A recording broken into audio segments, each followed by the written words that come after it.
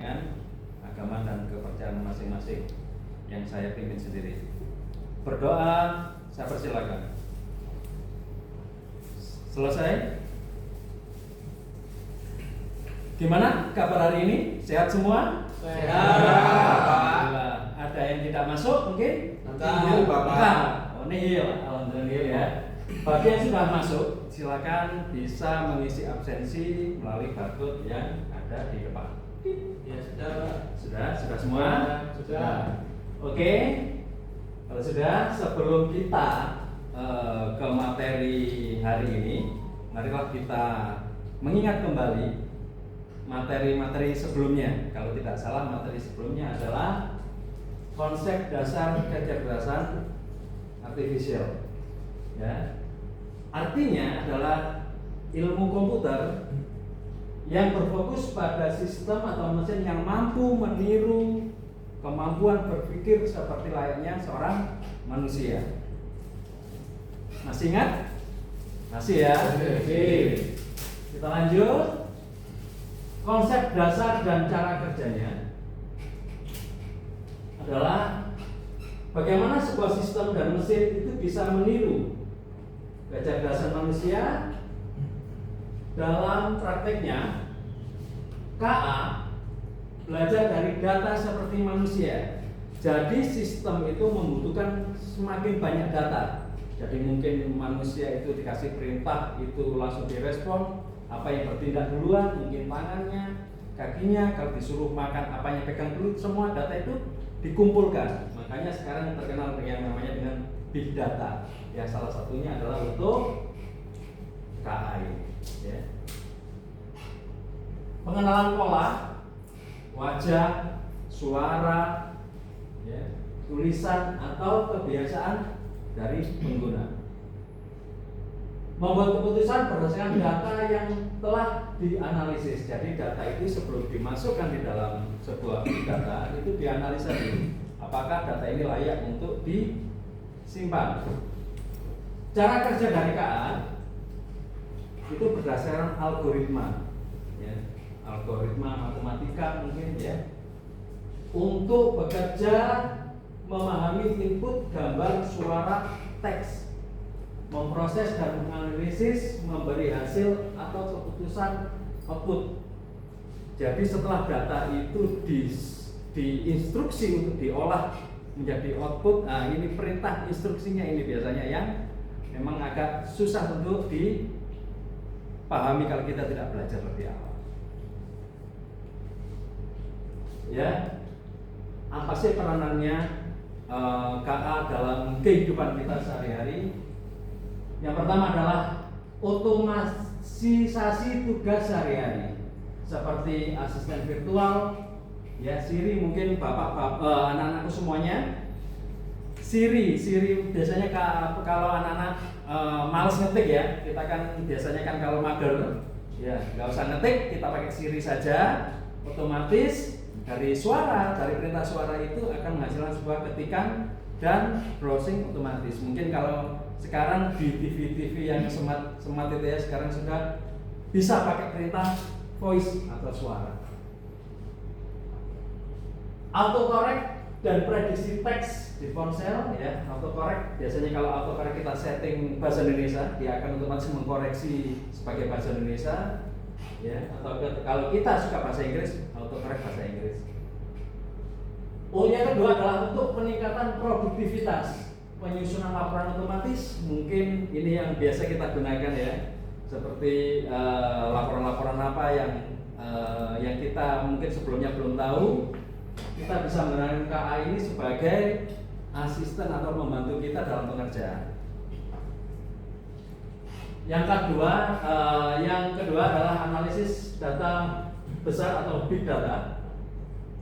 Yang ketiga, pengenalan suara atau gambar untuk mempercepat proses. Di dalam dunia pendidikan, KA ini juga berperan sebagai platform belajar adaptif. Contohnya Ruang Guru, Duolingo, Khan Academy. Yang kedua, koreksi otomatis. Biasanya kalau kita membuat soal itu menggunakan Google Form ya, Google Form ini yang telah kita kasih perintah bahwa soal ini jawabannya ini dia otomatis kalau ada kesalahan dia akan otomatis koreksi sendiri. Yang ketiga, penerjemah otomatis Google Translate. Nah, ini mungkin bapak-bapak kalau mungkin tidak terlalu paham dengan bahasa asing ya atau bahasa Inggris, kita sekarang itu ada Meta ya, kalau nggak salah ya, otomatis dia akan mentranslate sendiri. Mungkin di iklan-iklan itu sudah banyak. Kalau kita berkunjung ke luar negeri ya, kita nggak tahu bahasanya, tinggal merekam saja atau langsung pada aplikasinya otomatis dia akan terjemah otomatis ya. Di dalam transportasi dan navigasi, mobil tanpa pengemudi. Nah, mungkin bapak, anak-anak sekalian sering mendengar kata Tesla, ya, Tesla itu ada di luar negeri. Tapi di Indonesia sendiri ini sebenarnya sudah ada. Kemarin saya baca itu sudah ada mobil yang bisa autopilot. Kalau tidak salah, keluaran dari Wuling yang terakhir, kalau tidak salah. Cuma ada sedikit error karena apa? Susahnya di Indonesia kendaraan roda 2 itu dimensinya tidak seperti kendaraan roda 2. Tahu maksudnya? Contohnya, orang yang habis belanja ke pasar alias wong mrijo dari wong Jawa. Kendaraannya roda 2 tapi dimensinya roda 4 itu yang akan mungkin dari pihak-pihak pengembang itu bisa membedakan antara roda 2 berdimensi standar dan berdimensi lebih dari standar. Nah, itu masih belum.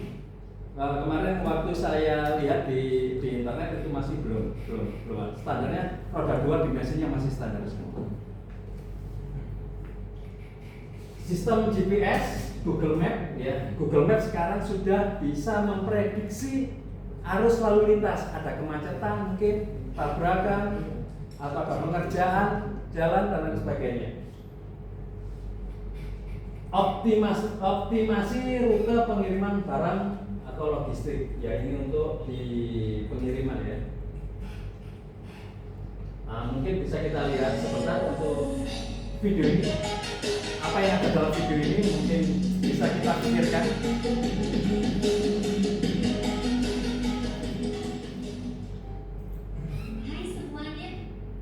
Hari ini kita akan membahas beberapa contoh penggunaan kecerdasan buatan AI dalam kehidupan sehari-hari. Jadi, mari kita mulai. Namun sebelum itu dukung channel ini agar berkembang dengan subscribe, like, dan komen. Jangan lupa ya, tekan sekarang. Pertama, kita punya asisten virtual seperti Siri, Google Assistant, dan Alexa.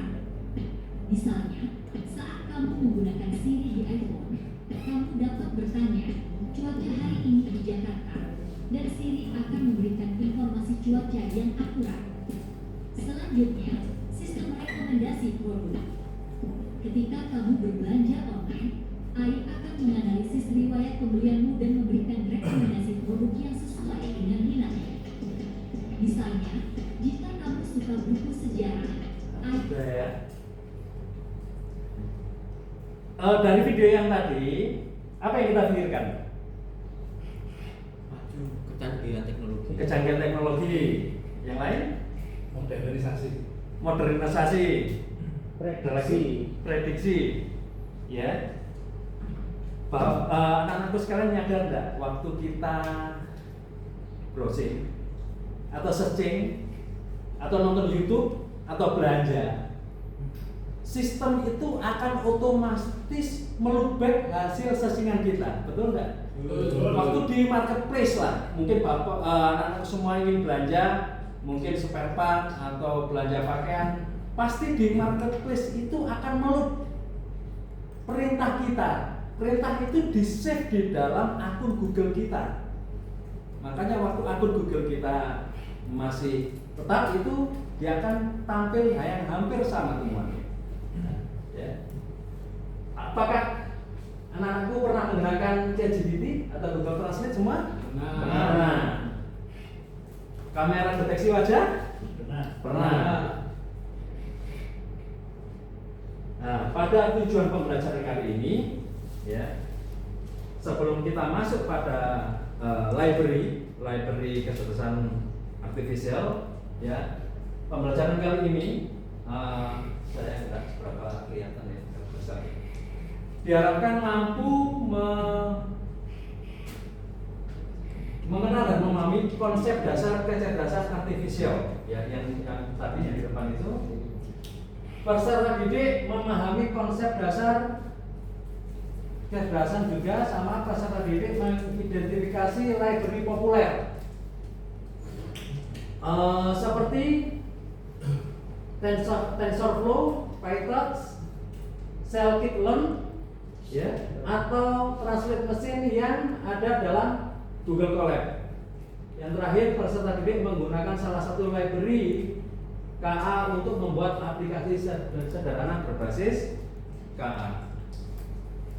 Jadi sebelum kita berpikir terlalu jauh untuk membuat sistem otomatis, ya, kita belajar secara sederhana dulu. Gimana sih konsepnya untuk membuat sistem itu? Nah, ini ada pertanyaan pemantik. Pernahkah kalian membayangkan sebuah mesin atau komputer yang bisa berpikir dan belajar seperti manusia? Menurut kalian apakah hal itu mungkin? Mungkin tidak? Mungkin. Oke. Bagaimana menurut kalian aplikasi pintar itu bisa bekerja? Apa yang membuatnya berbeda dari program komputer biasa? Lebih canggih. Lebih pintar. Ya, pintarnya dari data, sekumpulan big data. Cepat. Ya. Jika kalian bisa membuat sebuah mesin yang pintar, masalah di dunia ini apa yang ingin kalian bantu selesaikan? Apa dulu kira-kira yang ingin kita selesaikan? Kesejahteraan sosial. Ekonomi, Pak, ya. Global. Ya, mungkin globalnya ekonomi. Oke, ya. Mencari uang dengan cepat. Mencari uang dengan cepat. Bagus. Ya.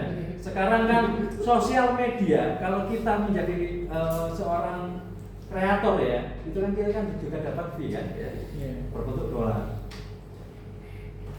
Klasifikasi. Berdasarkan klasifikasinya terbagi menjadi dua, ada machine learning dan deep learning. Ya, nah, mungkin bisa dibaca, ya, nanti. Kalau machine learning, ya, tingkah laku seperti manusia. Kalau deep ini adalah brainstorm. Brainstorm itu adalah otaknya, ya. Oke. Nah, ini konsep data nanti bisa dibaca. Keterkaitan ini juga, ya. Jadi ekosistem di library, ya, yang ini kita bahas ini adalah Python, ya. Jadi workflow-nya data dibaca dengan Pandas. Mungkin adik-adikku semua sudah pernah dengan library Pandas? Sudah.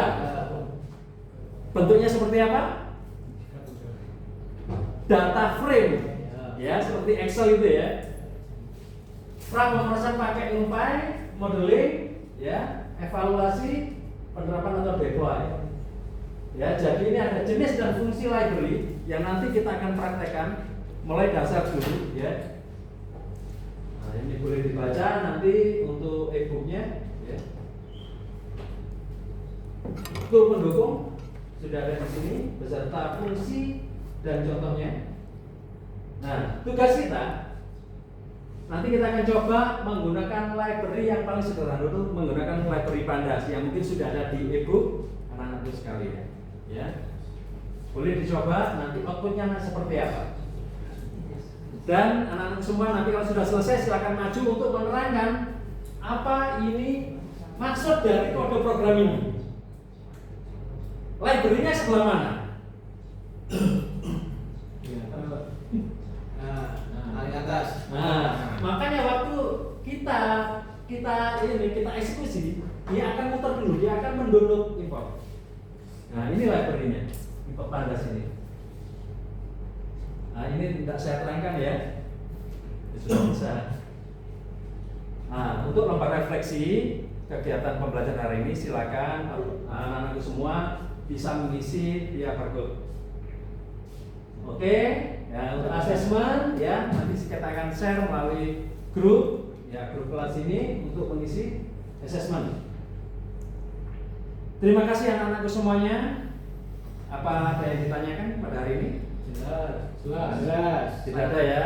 Kalau tidak ada, sebelum kita pulang, mari kita bersihkan dulu ruang area lab ini untuk sebagai tanggung jawab kita sebagai human yang bagus ya. Sebelum pulang, marilah kita berdoa. Berdoa mulai. Selesai. Saya akhiri. Wassalamualaikum warahmatullahi wabarakatuh. Terima kasih Pak Terus. Oke.